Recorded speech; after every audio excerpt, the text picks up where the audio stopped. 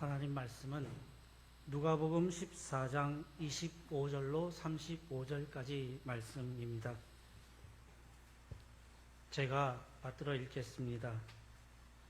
수많은 무리가 함께 갈새 예수께서 돌이키사 이르시되 무릇 내게 오는 자가 자기 부모와 처자와 형제와 자매와 더욱이 자기 목숨까지 미워하지 아니하면 능히 내 제자가 되지 못하고 누구든지 자기 십자가를 지고 나를 따르지 않는 자도 능히 내 제자가 되지 못하리라. 너희 중에 누가 망대를 세우고자 할진대 자기의 가진 것이 준공하기까지에 족할는지 먼저 앉아 그 비용을 계산하지 아니하겠느냐. 그렇게 아니하여 그 기초만 쌓고 능히 이루지 못하면 보는 자가 다 비웃어 이르되 이 사람이 공사를 시작하고 능히 이루지 못하였다 하리라. 또 어떤 임금이 다른 임금과 싸우러 갈 때에 먼저 앉아 1만 명으로 저 2만 명을 거느리고 오는 자를 대적할 수 있을까 헤아리지 아니하겠느냐. 만일 못할 터이면 그가 아직 멀리 있을 때에 사신을 보내어 화친을 청할지니라. 이와 같이 너희 중에 누구든지 자기의 모든 소유를 버리지 아니하면 능히 내 제자가 되지 못하리라. 소금이 좋은 것이나 소금도 만일 그 맛을 잃으면 무엇으로 짜게 하리요. 땅에도 거름에도 쓸데없어 내버리느니라. 들을 귀가 있는 자는 들을지어다 하시니라. 아멘.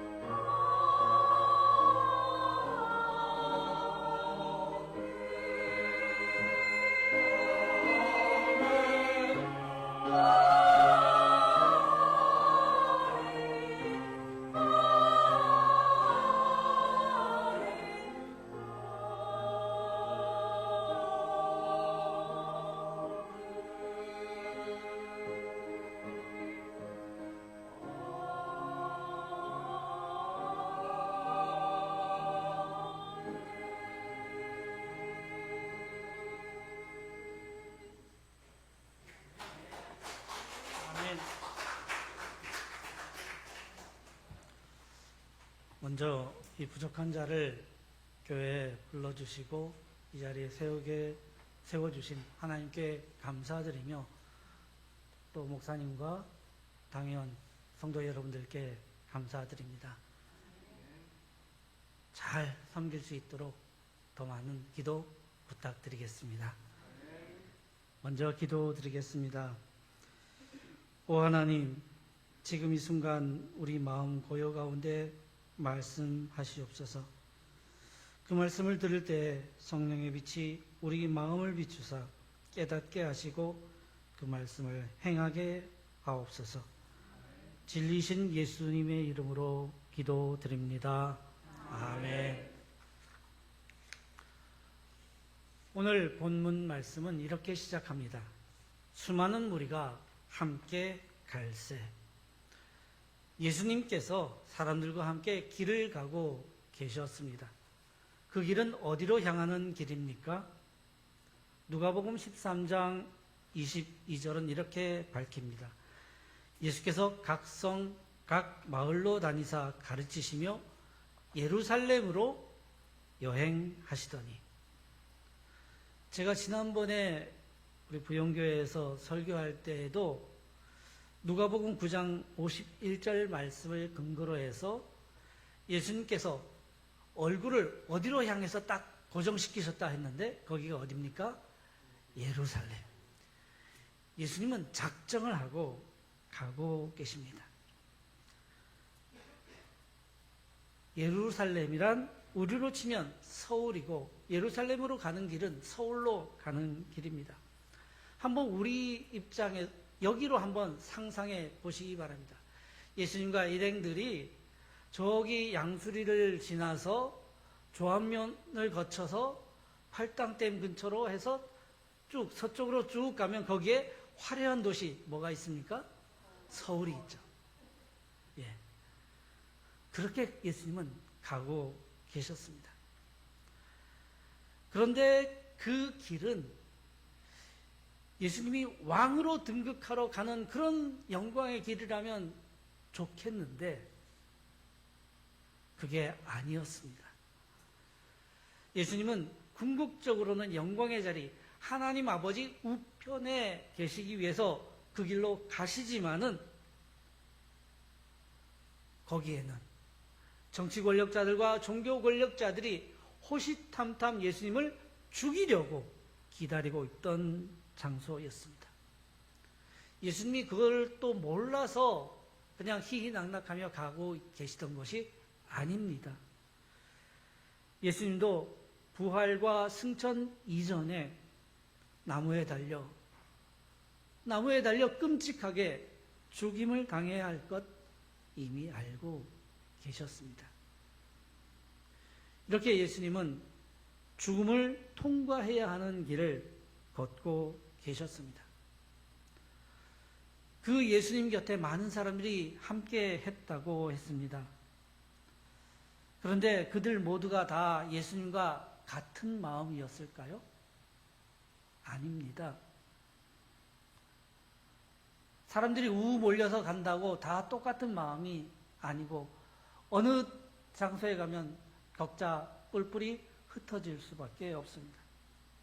예수님과 함께 간다고 해서 모두가 다 예수님의 제자는 아니었습니다. 예수님께 오는 자 중에 어떤 이는 호기심으로 또 어떤 이는 기적을 기대하면서 예수님을 따라갔습니다. 그 무리 속에는 심지어 염탐꾼도 있었을 수 있습니다. 또 12에 속했지만은 결국 배반하는 가룟 유다도 함께하고 있었습니다. 물론 그 가운데는 진지하게 예수님을 따라 가려는 사람도 있었지만은 그들 역시도 온전하게 따르는 자세는 아직 아니었습니다. 제자라고 부르기에 아직 부족했다 하는 겁니다. 제자란 어떤 사람들입니까? 그냥 스승에게서 무엇을 배운다고 해서 다 제자가 아닙니다. 스승이 가는 그 길을 그냥 가는 게 아니고 같은 마음으로 가는 사람들을 제자라 할 수 있습니다. 단순히 목적지가 같다고 해서 제자가 아니고 스승의 마음을 바로 알고 그 길의 의미를 함께 짊어질 수 있는 사람, 그런 사람을 제자라 부르고 그런 사람이 가는 길을 제자의 길이라 합니다. 그래서 예수님께서는 이들에게 제자의 길이 무엇인지 분명하게 가르쳐 주셨습니다.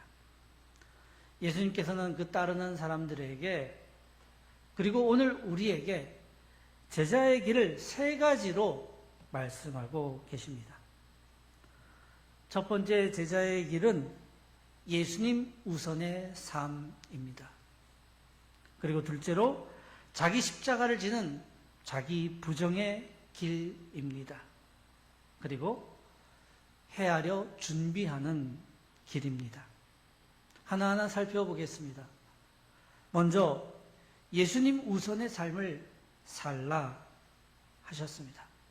26절 말씀입니다. 무릇 내게 오는 자가 자기 부모와 처자와 형제와 자매와 더욱이 자기 목숨까지 미워하지 아니하면 능히 내 제자가 되지 못한다 하셨습니다. 미워하라 하셨는데 여기서 예수님께서 미워하라 하는 표현은 버리라는 뜻이 아닙니다. 예수님과의 관계가 가족과의 관계보다 우선되어야 한다는 말씀입니다. 이전 제 설교에서도 떠남이 결코 완전히 버림이 아니라 말씀드린 바가 있습니다. 오히려 은혜일 수 있다 했습니다. 가족을 우선시하는 것보다 예수님을 우선시함으로 말미암아 가족에게 더 큰 사랑을 베풀 수 있는 길이 된다는 뜻입니다. 오늘 말씀을 그대로 함께 담고 있는 마태복음 말씀을 보면 좀 더 내용을 분명하게 알 수 있습니다. 마태복음 10장 37절에는 이렇게 기록되어 있습니다. 아버지나 어머니를 나보다 더 사랑하는 자는 내게 합당하지 아니하고 아들이나 딸을 나보다 더 사랑하는 자도 내게 합당하지 아니하다 했습니다. 미워하고 버리라는 뜻이 아니라 예수님을 더 어떻게 하라고요? 사랑하라 하시는 말씀입니다. 같은 내용을 가지고 같은 예수님의 말씀을 가지고 누가는 좀 더 철저한 결단을 요구하기 위해서 강한 예수님의 말씀 의도를 그대로 살렸고 마태는 혹시나 오해할까 봐 가족을 완전히 그냥 무조건 다 떠나라는 말로 오해할까 봐 표현을 바꾸어 우리에게 전하고 있는 겁니다. 이 두 가지 말씀을 함께 볼 때 우리는 그 뜻을 알 수가 있습니다. 우리는 예수님 우선의 삶을 살아야 하겠습니다. 이것이 첫째 가르침입니다. 또한 예수님의 길은 그 예수님을 따르는 제자의 길은 자기 십자가를 지는 자기 부정의 길입니다. 자신에 대한 사랑도 예수님에 대한 사랑에 앞서지 말아야 된다는 뜻입니다. 마찬가지로 자기 목숨을 미워하라 하는 말씀은 누가복음 9장 23절에서 자기를 뭐 하라고요? 부인하라. 자기를 부인하라는 그런 말씀과 같은 뜻입니다. 이것의 의미는 자기의 이익만 추구하는 삶을 포기하라 하는 뜻입니다. 예수님은 친히 자신의 목숨을 버려서 세상에 생명을 주고자 그 길을 걸어가고 계셨습니다. 그런데 함께 한다고 하는 사람들조차도 저마다 무언가 자기 이익을 얻고자 그래서 예수님과 함께하고 있다는 사실을 아시기에 예수님은 이렇게 말씀하신 겁니다. 그래서 예수님을 따라 걷는 자가 되려는 사람들은 예수님을 닮아야 하겠습니다. 자신보다 하나님 아버지를 더 사랑하고 자신보다 우리를 더 사랑하시는 예수님을 닮아야 하겠습니다. 이것은 오늘 부용교회에 이렇게 부임해서 설교하는 저에게 주시는 예수님의 말씀이고, 또 이렇게 하나 되어 예배드리는 우리 부용교회를 향해 주시는 주님의 말씀입니다. 예수님의 제자가 되기 위해서 가장 소중한 것조차 포기할 줄 알아야 하는 삶. 그래서 예수님은 더 강하게 말씀하십니다. 33절 말씀입니다. 이와 같이 너희 중에 누구든지 자기의 모든 소유를 버리지 아니하면 능히 내 제자가 되지 못하리라. 이 말씀의 의미 또한 모든 거 다 팔고 여기 와서 그냥 살아라 하시는 말씀이 아니죠. 보통 사람들은 사람들을 평가할 때 어떻게 평가합니까? 대체로 그 사람이 무엇을 가졌는지 그 소유를 따라 사람들을 평가합니다. 그러므로 이 말씀의 뜻은 자신에게든 다른 사람에게든 그렇게 소유한 재물로 평가하는 삶을 살지 말라는 말씀입니다. 하나님 앞에서 우리의 소유나 명예나 권력은 아무것도 아니라는 말씀입니다.